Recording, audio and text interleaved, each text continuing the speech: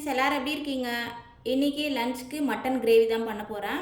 First mutton நல்லா wash பண்ணிவிட்டு ஒரு 5 விசில் விட்டுடுறேன். மட்டன் கிரேவிக்கு வெங்காயம், தக்காளி, இஞ்சி பூண்டு பேஸ்ட்லாம் அரைச்சி வச்சுக்கலாம். நான் மட்டன் கிரேவியோட ரெசிபி நம்ம சேனல் அப்லோட் பண்ணியிருக்கேன். அந்த லிங்க்கும் இந்த வீடியோட அட்டாச் பண்ணுறேன். செக் பண்ணி பாருங்கள், ரொம்ப டேஸ்ட்டாக இருக்கும். இப்போ சாப்பாடுக்கு தண்ணி நல்லா கொதிச்சிருச்சு, அதனால் அரிசி போட்டுக்கலாம். நான் ஹஸ்பண்ட்க்கும் மாமியாருக்கு மட்டும்தான் மட்டன் கிரேவி பண்ணுறேன். எனக்கு தனியாக பீட்ரூட் பொரியல் பண்ணிக்கிட்டேன். நான் இன்றைக்கி சாப்பிட மாட்டேன், அதனால் பீட்ரூட்டுக்கு நல்லா சீவி தான் பண்ண போகிறேன். நான் குழம்பு எதுவும் பண்ணிக்கல, ஒரு ஆள் தானேன்னு சொல்லிவிட்டு பீட்ரூட் பொரியல் தயிர் வச்சு சாப்பிட்லான்னு சொல்லிவிட்டு நான் எனக்கு மட்டும் தனியாக பண்ணிக்கிட்டேன்.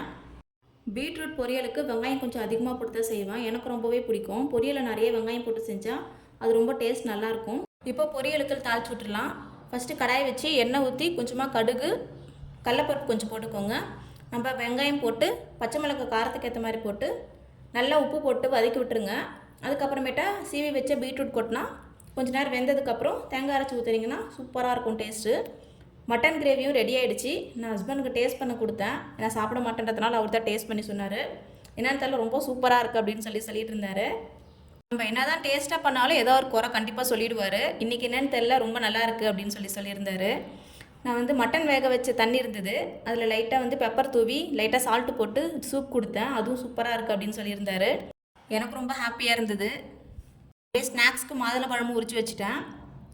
மதிய சாப்பாடு பீட்ரூட்டு தயிர் வச்சு நான் சாப்பிட்டுட்டேன். ஹஸ்பண்ட் மட்டன் கிரேவி வச்சு சாப்பிட்டுட்டாங்க. அப்படியே ஈவினிங் ஃப்ரெஷ் ஆகிட்டு சாமிக்கு விளக்கெல்லாம் ஏற்றிட்டு நைட்டு டின்னர் பண்ணுறதுக்கு வந்துட்டேன். நைட்டு டின்னருக்கு சப்பாத்தி தான் பண்ண போகிறேன்.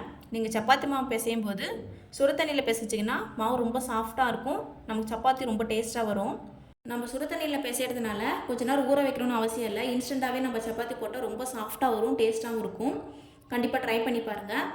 சப்பாத்திக்கு ஹஸ்பண்டுக்கும் மாமியாருக்கும் மட்டன் கிரேவி இருக்குது, அவங்க அதை வச்சு சாப்பிட்டாங்க. நான் எனக்கு மட்டும் சட்னி அரைக்க வேணும்னு சொல்லிட்டு பீட்ரூட் பொரியலே இருந்தது, நான் அதை வச்சு சாப்பிட்டேன். சப்பாத்திக்கு பீட்ரூட் பொரியல் மட்டும் இல்லை, கேரட்டு, வெண்டைக்காய், வேறு எந்த பொரியலாக இருந்தாலும் வச்சு சாப்பிட்டா டேஸ்ட் ரொம்ப நல்லாயிருக்கும். நீங்கள் யாராவது சப்பாத்திக்கு பொரியல் வச்சு சாப்பிடுங்களான்னு சொல்லி மறக்காமல் எனக்கு கமெண்ட் பண்ணுங்கள்.